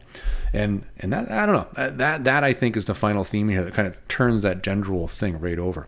The other kind of cool gender role thing in here that happens is really, and this is so much more of a comparison than an actual theme, is the voyage of Nadara in book 2, i.e. the caveman, from her Paleolithic society to living in, at the end of the day, as we saw in that last paragraph, upper class Boston lifestyle in a modern world, really mirrors what you saw Tarzan do in Tarzan of the Apes. And it's just flipped because now it's female. I just thought that was kind of a weird thing. Anyway, all right. What spoke to me in this story, and what was my reaction to it, and what was that reaction? Well, it was an interesting story, but again, one of the things I said is this thing left me with such a sense of deja vu, it was ridiculous. I felt like I was just reading Tarzan again, but Tarzan with a twist. And here, like, the flip for me of seeing Waldo go from civilized upper-class twit of the year from the Monty Python sketch to being Thandar, this big, wild, crazy man, it's cool, don't get me wrong, but it's the opposite of what you saw Tarzan do. I'm not saying that that's bad. I thought that was kind of neat. But you know, what really jumped out at me in this whole thing isn't so much the narrative. We've already talked about the whole flipping of the gender roles and things like that. What really jumped out at me on this one was the idea of Thurg. I don't get what the heck was going on with Thurg. And this is an interesting point, and I think it's something that's missed in the story. I think Thurg initially was supposed to be something more than what we got from him in this story. And I'll say that because Thurg negotiated. The story began, Thurg was there, he was a brute, he didn't speak, he was attacking, he got bonked on the face by Waldo, he backed off, he then came back, he attacked, he was smart enough to see his people being cut down around him and felt fear and ran away. When he came back again, he saw that, oh, the whole thing's done. Maybe I should just try talking. Maybe I do need this person to be my friend in order to survive. And he tried to negotiate. I think Thurg grew through this story. And I think Thurg, as an individual in the Paleolithic era, was somebody who was being forced forward and unfortunately didn't make it. And it's funny that at the end, what actually killed him was modern civilization, when he was doing his darndest to adapt along the way. It's really one of those sad things, and I think that's really the tragedy within this story. The rest of it's just a wonderful serial story. The second part being much more just mechanical action. The first part really being more of an intellectual discussion and really more of a story. But I think it's Thurg. I think it all comes down to him. I think that's the part that really made me go, that poor bugger. That is so sad. All right, let's get into the strange language, and then we'll get into suggested further reading. Okay, so archaic language time on this. Now, I'm going to read these things so they really jump out at me. Now, one of the things that came up in this, and again, this comes back to really just not knowing geographically some terms that are important. So let me help you with these. When Nadara is on the Wild Men Island, and the Wild Men are attacking... Was it the first mate they were attacking at that point in time? Or was it... No, it was Waldo when the wild man was about to attack the pirate. There was a reference to something called a parang. P-A-R-A-N-G. I had no idea what this is. And it came up repeatedly that these headhunters had these parang, and that this was a threat. And it's funny because even with this being a threat, as I mentioned, when Waldo went in to rescue Nadara, they were not a threat. Okay, a melee parang. And this is me copying and pasting directly off of the Google here. It's a traditional heavy-bladed Southeast Asian machete or cleaver used for cutting, chopping, and cleaving vegetation in the jungle. It does just look creepy. I've looked at it. It's this really curved thing, but it's used primarily for vegetation clearing. So I'm not entirely sure why Edgar Rice Burroughs would suddenly draw this in as this weapon of war and destruction that the headhunters were using. Maybe it's just because it's versatile and you can use a variety of purposes, or it's just maybe Edgar Rice Burroughs didn't know enough about that particular thing. The second term here, and again, this is specific, that particular comment is specific to Malay culture. This is actually around the same area though. When Waldo was talking to the pirate that he rescued on the beach, and he said it damaged their ship. There was a term he used, and I said they damaged their rudder or their prow or something like that. The actual term is prahu. It damaged their prahu, Prahu.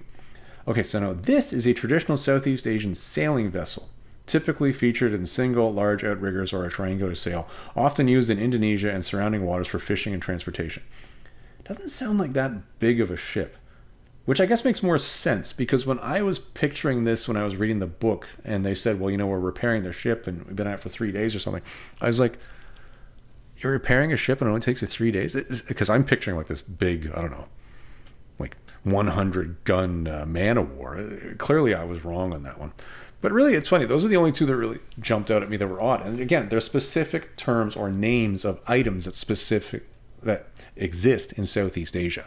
So language being 100 years old for this Edgar Rice Burroughs story is not that far off. It's easily translatable. It's easily readable. There isn't anything you're going to try to miss in this thing. Okay. So I guess that's a really short section today. Okay. Are there similar stories to this? What did I think of it? And can I draw parallels? Well, let's start with what do I think of this one? Moving the chair up here. I have some notes here, but we're gonna go straight from the heart on this one. I liked the first half of this story. The first half of this story, I think, was an interesting story, and I see where Edgar Rice Burroughs was going with it. I see what he was doing, but he lost me in the second half. The Cave Girl story, I think, was just an interesting savage epic. Now, there have been a lot of these. There was Journey to the Center. No, not Journey to the Center. There was At the Earth's Core, Land That Time Forgot. There's obviously all the Tarzan books. And even when you look at the Princess of Mars series or Karsten of Venus, there's always some level of savagery with that as well. It's this idea of this prehistoric culture and modern culture just clashing with it. And that's common. It's a very common thing in Edgar Rice Burroughs stories. And I'm sure other people have done it as well, but these are the ones that I know the best because I've read them the most. The first one to me was just that formulaic story. And it was nice. And I liked it. The caveman part, the second half, you could really see a difference in the writing style. And it could have to do with the fact that it went from this 4-part thing that was published initially to maybe smaller weekly vignettes. And I don't know how big these pieces were published in those weekly vignettes. They could have been very big things, and it could have been only a couple months apart every time. But this constant action theme that happened in the second half of this, it was exhausting. It really was exhausting. There were points in time where I was like, can this just come to an end, please? And it didn't get there. It finally did. But, oh my goodness, the voyage to get there was a long one. And the other thing that I really didn't like in the second part of this was that you suddenly retconned. And you added in that thing of, no, I can't marry you until we go back and I'm married according to the customs of my people. You just went through the whole process of moving and normalizing to her culture. Why are you now turning around and digging your heels in on this? And to me, that just, no. That just didn't seem... Plot device, I'll give it to you. I know where you were going with the story. It's unfortunate that that's the plot device you chose to hang it up on. I get that, but... And that's my thought on this one. That's straight from the heart. Now I gotta cut through my notes here and get to the... hold on here. This is what happens when you print these things off on paper now. Okay, so let's jump into the things that are similar to this one. Actually, only 2. Okay. There's only 2 stories that came up similar to this one. And surprisingly enough, they're both Edgar Rice Burroughs stories. Remember earlier in this, I mentioned that Edgar Rice Burroughs seems to have themes that he kind of owns, that are just, you recognize them as his. The only other stories that I could think of that are similar to this, and I've already beat this idea far enough, which is the idea of this just being a flipped Tarzan story. And it really is. It's a flipped Tarzan story at the beginning where Waldo's changing from his civilized nature to the Paleolithic nature. And the second side where Nadara is changing from the Paleolithic nature to the civilized nature. But the second one doesn't have nearly enough of individual character development for Nadara and her thought process getting there. You spent all this time psychologically building up for Waldo, but you won't do the same thing for Nadara in the second half. So in that way, this really is a Tarzan story and a reverse Tarzan story. But the Tarzan story, which has the flip gender role, is a weaker story. If you want to read just that type of story, then I suggest you read Tarzan of the Apes. Just bear in mind, I'm warning you this right now, the ending isn't what you think it is.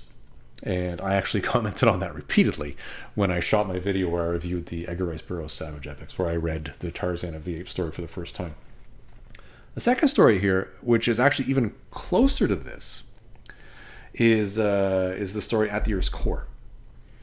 And At the Earth's Core is a story about a guy that ends up in this tunneling machine that tunnels into the center of the Earth, which is this just wild and crazy prehistoric world with giant lizards and crazy lizard flying things that control and enslave people with mind control, and they eat them in water eating ceremonies, and it's crazy.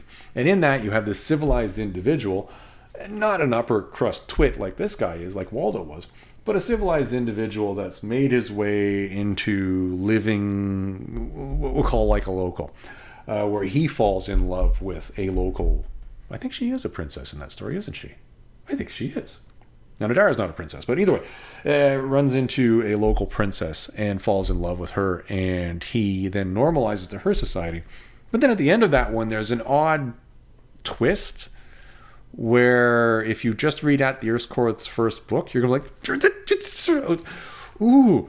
And I know I need to read more of that particular chain to finish that story, because I got to tell you, I was thoroughly miffed when they left me on that cliffhanger. But we'll get there. In that one, you saw the same themes of the modern civilization going back to a prehistoric civilization, as you saw in here between Waldo and Nadara. And that one really, I think, is closer to the first book in this than Tarzan. And I think that would be pretty much the closest one. And it's funny, because when I was making all my notes on this, I probably sat in the chair in the middle of the library and stared at the wall here for 20 or 30 minutes trying to think of anything else that would be similar that I've read here that I could advise you on. I couldn't think of any. I really couldn't. This seems to be a theme that just seems to be, from everything I've read so far, that's just Edgar Rice Burroughs specific, which is why I can only come up with 2 other ERB stories to suggest if you like this theme. Bear in mind, serialized books have strange cliffhangers and strange ways to draw you back in for the next episode. Yeah, there you go. Well, everybody, that is the Tennessee Fats Library Podcast, episode number 4. I actually thought this was going to be a faster one to go through, but unfortunately, because of the serialized nature of this one actually took a fair amount longer just to walk through. That's probably why I literally have 17 pages of typed notes here. That turned into 30-something when I did it double spaced so that I could read it easier, because I have old man eyes and I need that kind of stuff. Well, everybody, that is our our podcast for this particular book. I've got to look at the library now and decide what I'm going to do the next one on. I think we might do another novel. I've got a couple over there that are around the same vintage as this Cave Girl book, and I might want to grab one of those. We'll try to see if we can get one out to you sooner as opposed to this one, though. No, there you go, everybody. That is our podcast for this week. Well, not this week, but for this book. I hope you enjoyed this one, and hopefully we'll see you in the next one.